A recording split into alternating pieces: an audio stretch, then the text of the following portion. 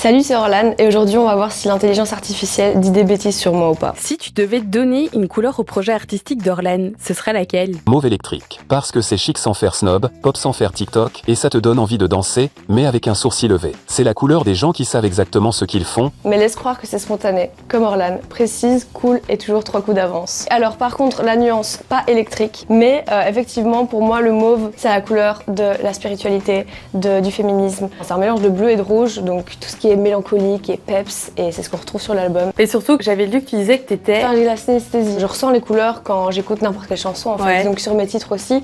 Mais je voulais vraiment appuyer l'album sur le mauve, parce que il y a 14 chansons, t'imagines si je mets une couleur, enfin laisse tomber le nuancier. mais la crise d'épilepsie, quoi. Si Orlan avait pu inviter n'importe qui sur cet album pour un feat, elle aurait choisi qui? Avec un budget illimité, elle aurait ressuscité Hannah Montana. Orlan était fan, logique, elle a carrément tenté la version belge Médecine le jour, Micro la nuit. Ça, j'avoue que je fais souvent la blague. Quand j'étais en stage, à l'époque, je faisais The Voice, et donc j'étais en grande clinique, et puis je prenais ma voiture, et j'allais sur les plateaux télé et tout, je dormais 4 heures, c'était épique. Mais bon, elle n'a pas le budget.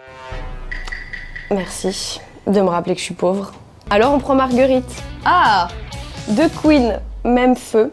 Banger en approche, appelez les pompiers. Bon, évidemment, c'est en mode truc de ouf, Billie Eilish. Ensuite, là, j'ai un énorme crush pour la musique d'un rappeur bruxellois qui s'appelle CRC. Et puis, Marguerite, quoi. Et moi, je préfère les filles, les femmes, les meufs. Moi, je me sens plus tranquille quand il y a des filles dans la teuf. En plus, je trouve que vous avez un peu la même vibe toutes les deux.